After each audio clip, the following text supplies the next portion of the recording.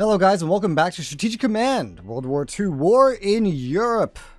In the last episode we did basically our entire turn here, the first turn, the setup and everything. There is one thing I think I will change before we kind of set out on this, which is I'm going to move these fighters a little bit ahead actually, and move the Gamelin HQ over to Rowan because this is where the majority of the fighting is going to be, and we have a plan where France is going to be taking care of as much of that as possible while the British kind of just fill in the gaps. That is going to be my approach. Meanwhile, we have done all the naval movements and everything. These strat bombers, they could go over here, but I'm not entirely sure to what end. Could I send them? Sure. Could they escape if need be? Yeah. What would they do? I don't know. Maybe they'd find something useful to do. I guess I'll just move them there just to have them there. At the very least, better than nothing for right now. I think it'll still be like one turn or so before the rest arrive anyway. And with that, we should be good to move on into the next turn. Let me make sure we're zoomed in all the way. This guy's suffering attrition losses. Yeah, there's nothing we could do about that. He couldn't have made his way out anyway. Canada has declared war on Germany, joining the UK. Operation Peking, evacuation of Polish destroyers to the UK. That did not happen in World at War. Canadian convoys have begun supplying, paying for deploying the BEF, yet we have 195 MPPs left over from the British after spending everything they had to. This is going to go heavily into reinforcement because I already spent on research. Okay, the Germans have begun their turn, pushing forward on that garrison, which is sure to die. A lot of Germans moving around over here on the front, reinforcing. Not going up to the mine. They're refusing to go up there, which is, you know, I certainly didn't want to when I played Germany. We're getting bombed. Poland lost a garrison. Inevitably, Poland will fall. I've gone for a very core defense in the meantime to try to slow them down. That cavalry died. This army has at least successfully distracted the enemies, but not for very long, I imagine. Yeah, no, but they're going to push on it with everything in the region, which means they're not going to send these units towards Warsaw this turn. And this is the turn where you'd want to take Warsaw. Failed attack against the river. Pretty successful attack against those cavalry. To be expected. Ooh, and now a tank. Yeah, that cavalry's saying goodnight. Oh, not yet. Close, but not yet. They are going around Krakow, but kind of encircling it at the same time. They don't seem to want to fight it. The Italians are shuffling along the border. Don't know what the heck they're doing. Polish morale suffers from battlefield losses, to be expected. Red Army crossing the border into Poland. Polish morale plummets as they hear the news. Well, if their morale can survive to not surrender right now, then we have survived as Poland for as long as you would want to survive. Well, beyond, right? So they're doing better than they should. All right. There you go. Now we just see, like, they have to survive, I guess. They have 42 MPPs. It's not really a lot. Poland matters the most. Just put all of these points into what is sitting on Warsaw. Warsaw matters the most. Makes the most sense to me to just do that. Everybody else is pretty much just cannon fodder to be sacrificed, essentially. For the Soviets, we'll continue getting our friends moving westwards, these two armies. Westwards towards Ukraine, where they will help defend in the future. Otherwise, 97 MPPs is not really enough to do anything with. I'll go ahead and swap the second corps in on Metz. It'll reinforce now that it is there. Up to 10. Got 2 out of 3. 3 out of 4 entrenchment, actually. We have nothing else that can actually pull that off. I should have probably moved them forward, but we'll reinforce this corps, reinforce this corps, these two corps, so that they can swap out with these armies. I'll get this corps moving forward to swap with that army. So now there's only 2 armies remaining on this front. This one can go ahead and probably do the reinforcing. So it is up to 10 and ready to be pulled out at a moment's notice. The other ones are just going to chill out. We have 12 MPPs remaining, an entire 12. Wow. Yeah, the BEF did not get here yet. They'll get here next turn. I had no idea I could hover over this and get information like turn number and the amount of turns remaining. That's probably a thing in World at War, and I played like hundreds of hours of that game and never figured that out. Isn't that just incredible? I think it is. I'll get the 3rd Army and the 4th Army out of here. Since we're distracting them a longer period of time in Poland, we'll have extra time to prepare for their attack. Which is, as we know, going to go right through here. Gives the BEF some extra time to arrive, get in position as well. With 12 MPPs remaining, we can get +1 on this Frenchy core, so we're going to go ahead and do that. Otherwise, everyone's pretty much good to just kind of like chill out, I suppose.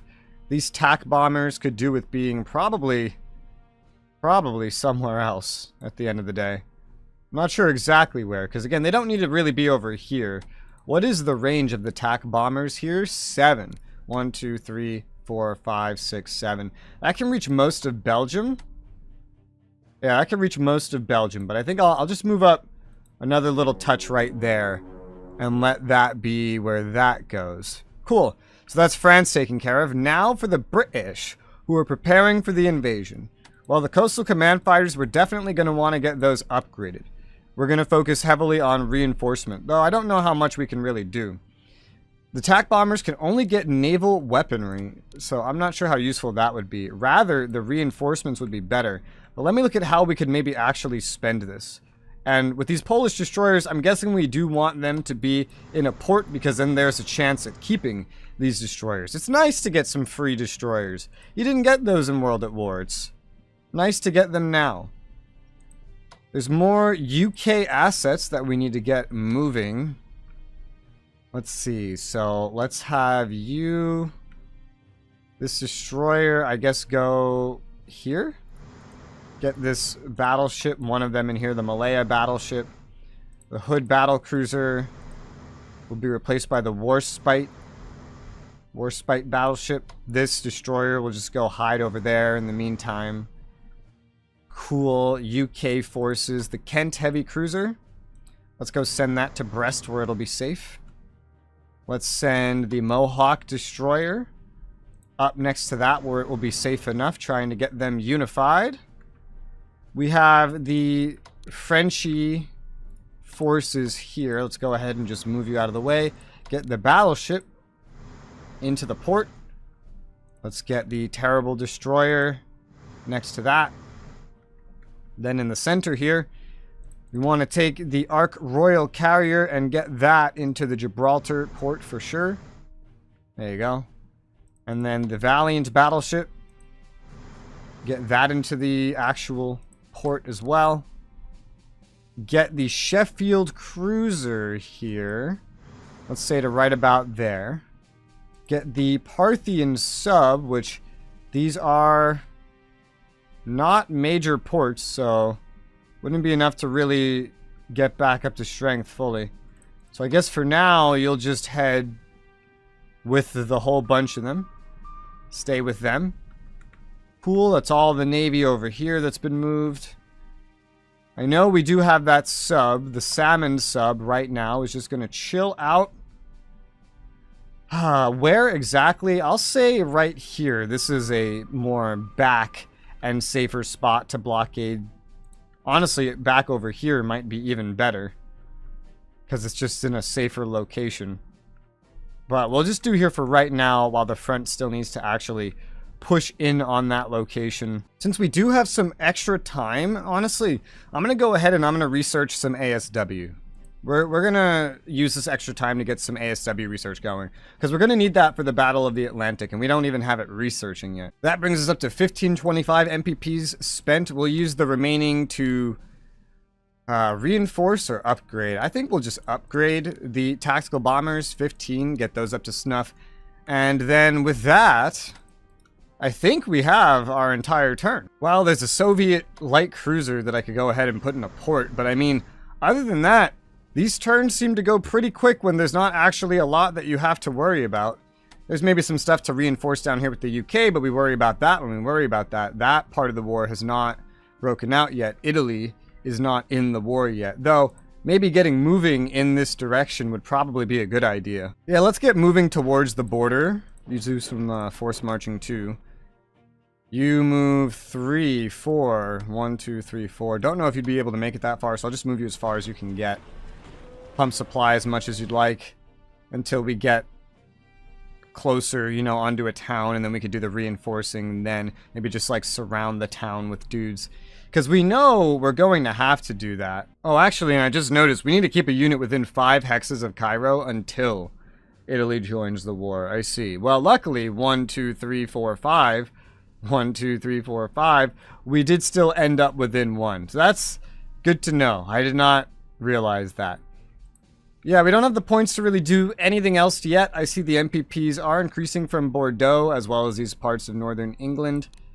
So that's good. For now, let's just go ahead and end our turn. The BEF arrives in France.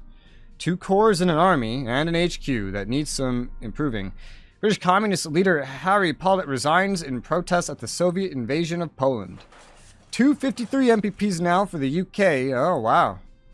Feels like quite a bit, but I remember they didn't really get past like 200 to 300 very easily in World at War. The numbers are probably rebalanced here, but looks like they're moving some units around. All right, so we're going to start out by bombing the cavalry until they die. So that's what the bombers are going towards. It's a really bad use of bombers, honestly.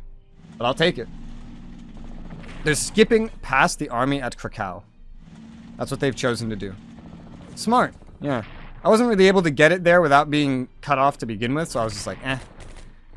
So leave it be, I guess. Cavalry dead. They're going for the garrison next.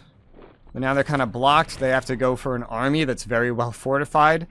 And they're not making very good headway so far. No, because they're not using their bombers. They're actually taking casualties. Holy cow, man. Attacking across the river, seeing some success. They're now just starting to go around at this point, dealing some damage. They're going to end up outflanking Warsaw at this point. Yeah, garrison done. The southern flank is exposed. And now they're bombing the fighters out of existence, or fightering the fighters out of existence now that they see them. This is to be expected. But we've now lasted 4 turns as Poland. I think I managed 3 in World at War. I think. I don't remember, honestly. But this is pretty good. This is good, yeah. That's 4 turns, I think. Assuming they capture it this upcoming turn. The importance of the BEF in maintaining French morale. To stiffen French morale in the event of a German invasion, we should maintain a force of no less than 2 units in France. Better still, 5 or more, if they could be made available. Deploy these units to defend Paris, northeastern France, or the Maginot Line. If we don't do this, then should the Germans invade France, French morale is likely to fall rapidly and could lead to a premature surrender. The French are relying on us to help them, just like we did in 1914. Let's not let them down. The French Communist Party denounced the war as an imperialist conflict, and their deputies have called for us to make peace with Hitler. If we aren't careful, then communist influence in the army could grow. This is new. This would lead to disaffection and disruption, which would reduce the efficiency of our armed forces. It's recommended we act decisively to ban the party and arrest its militants. If we do so, we will prevent the disaffection of the army, and our national morale will increase by 1,000 points. USSR would see this as a hostile move and could be expected to swing 3 to 5% away from us. Would you like to ban the French Communist Party and detain its militants? French Communist Party was significantly weakened by the signing of the Molotov-Ribbentrop Pact in August 1939, as many militants struggled to understand why the USSR had aligned itself with Germany.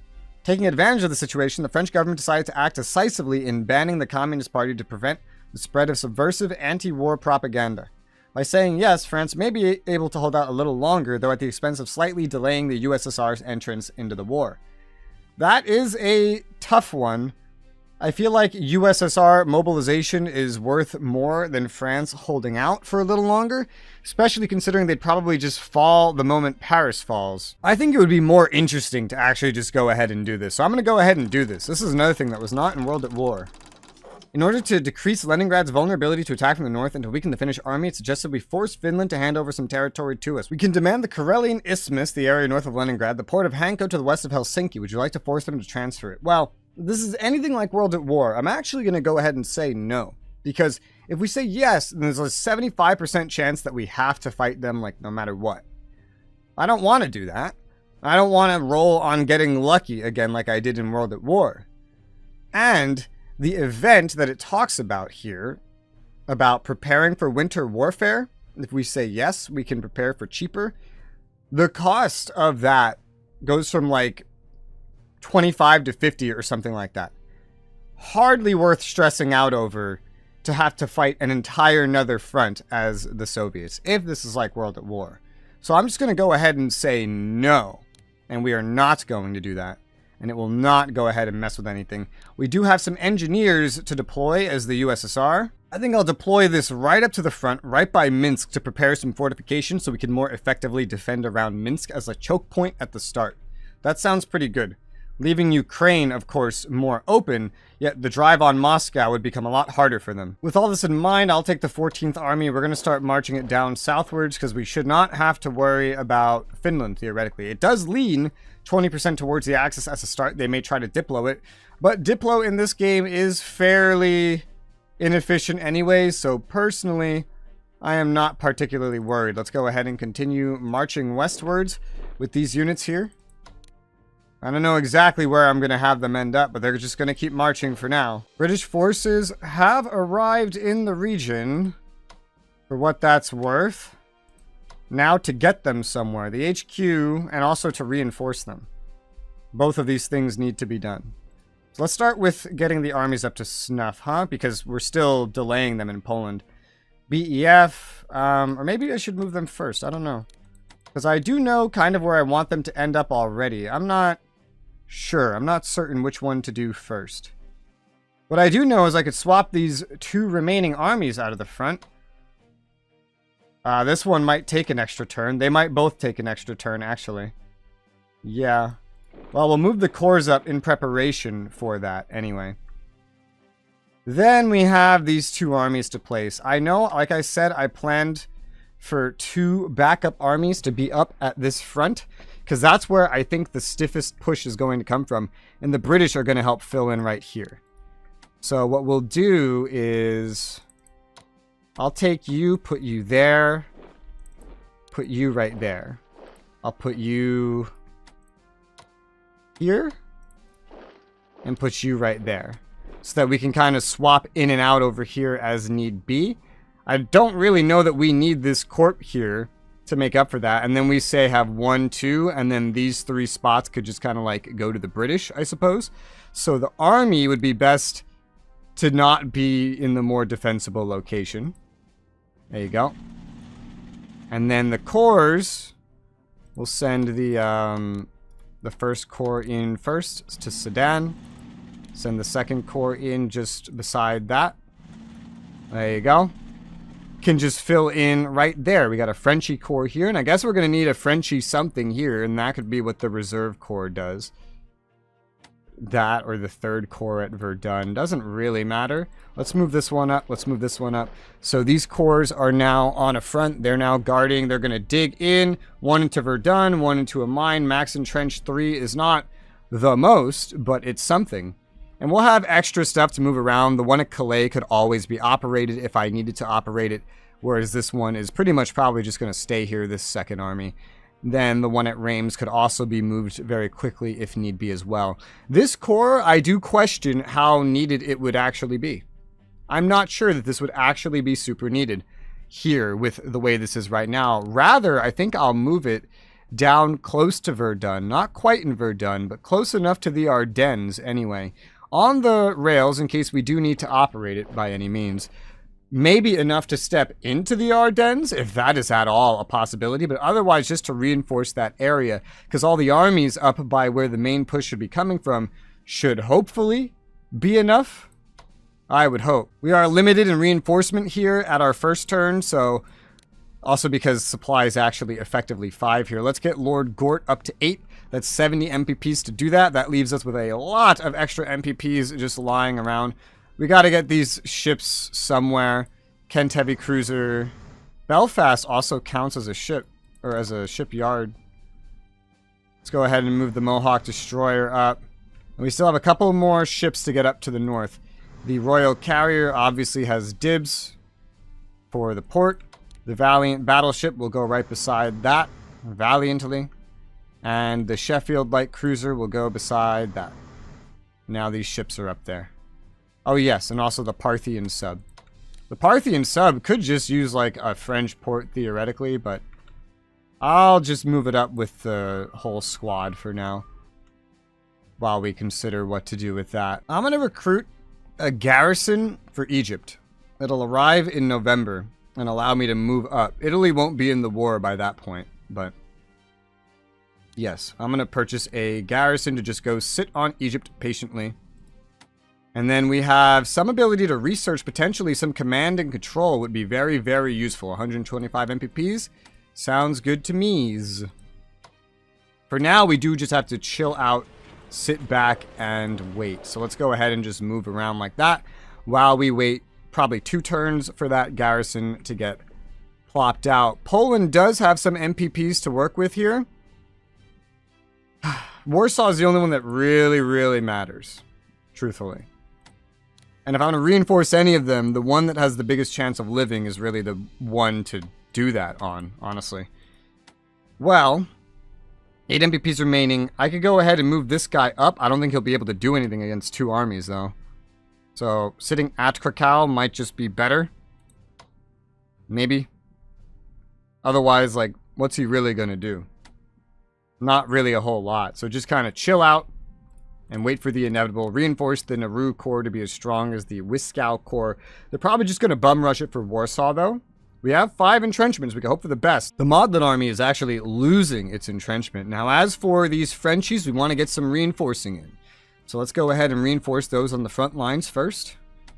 We have all of these corps reinforced. They are actually on the front line. These guys have moved, so they cannot reinforce. We can upgrade with advanced fighters these planes, and they do change how they look. That's cool. That leaves us with 72 MPPs remaining. The Frenchies, yeah, I noticed the values for research in this game are actually different than they were in World at War. Infantry weapons are more expensive. Anti-tank weapons are actually cheaper. There are some interesting little changes. Spying and intelligence, I think, is more expensive. Command and control, some of these prices are just different depending on what nation you're looking at.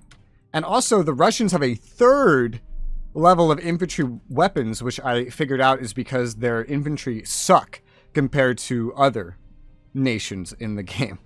So that's fun. That's something that's going to be fun to deal with. We're definitely going to want to get that going as soon as we can.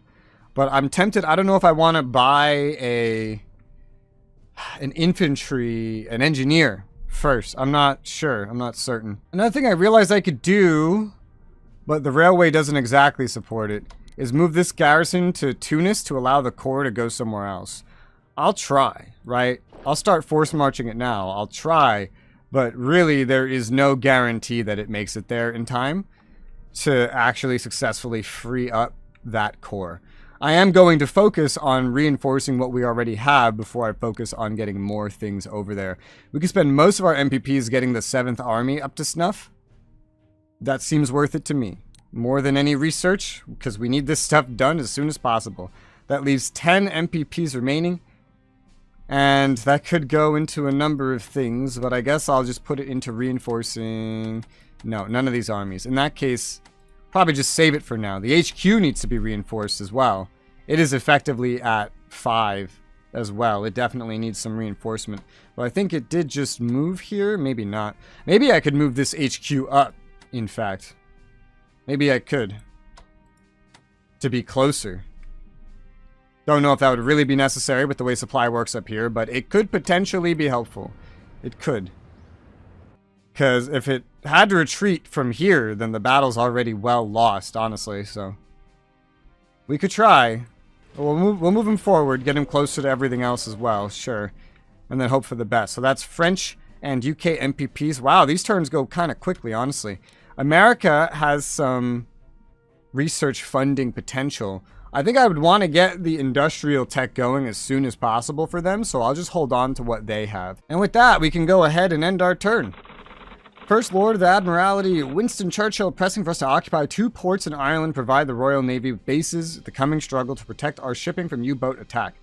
These would be along the south coast of Ireland, where until last year we had naval bases in accordance with the Anglo-Irish Treaty, signed in 1921. Ireland lacks the military capability to prevent us from reoccupying the treaty ports, but there would be a political reaction against us both there and in America were we to do so. However, as well as being of some strategic benefit, a bold and decisive move like this would be a boost to our national morale. Would you like to order them to occupy the port? If you say yes, then they will swap to our control. The use of our ships, though they'd return to Irish control should Ireland enter the war.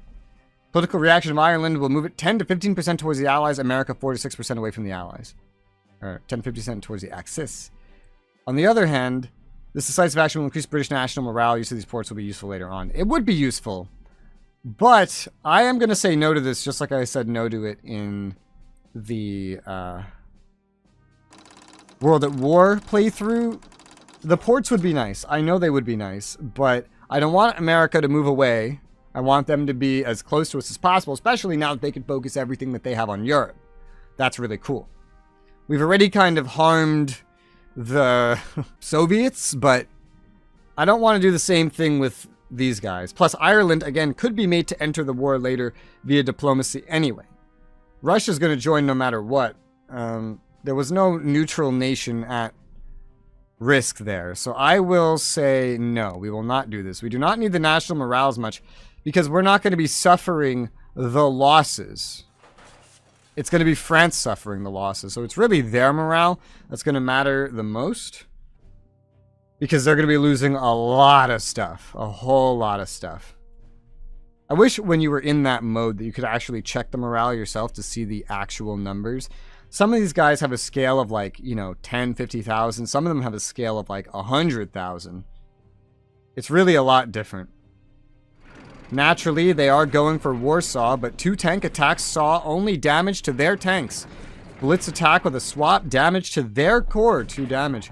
This core taking 4 damage, they will kill it. They have mobility, they have killed that core. I can't believe these guys have held out this long. That's hilarious. This core is on the way to dying now as well. It has retreated. They are attacking Modlin. Every attack will lower our entrenchment. Something to keep in mind. But it looks like we might actually... We're going to hold off Poland for another turn. That's crazy. USSR views banning a French government. Communist Party is a hostile move. Yeah.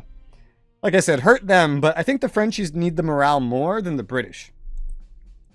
So, yeah, 20 to 17%. It was 3 to 5, so we took the least amount of damage from that we could have.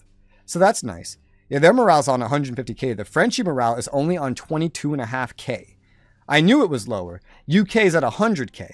So I knew 1,000 would be worth a lot more to France than it was to literally anyone else like Soviet Union, America, UK. Poland's on like 7.5k. They're not very happy. Their morale is down to 24%. Somehow, though, they have lasted this long. I have no idea how they manage this. I will go ahead and reinforce this core because it's all that we can do. Entrenchment is at 3 out of 5 and 6 respectively for these 2 armies. I cannot believe that they've actually managed to stay this long. That means the Germans will be forced to carry out their operation into the Low Countries during the winter or after it, honestly. We're holding them off quite a long while. I don't know if it's just easier to do that in this game compared to World at War, but I'm quite happy with how that's gone, especially because I didn't really do particularly well, to be fair, I didn't do particularly well. This army is kind of irrelevant now, so I'm just going to send it up this way to go bother them around this port, maybe draw some of their units out, potentially. Regardless, that's all we have time for today, so for now, thank you guys very much for watching, and we'll pick this up on the next one.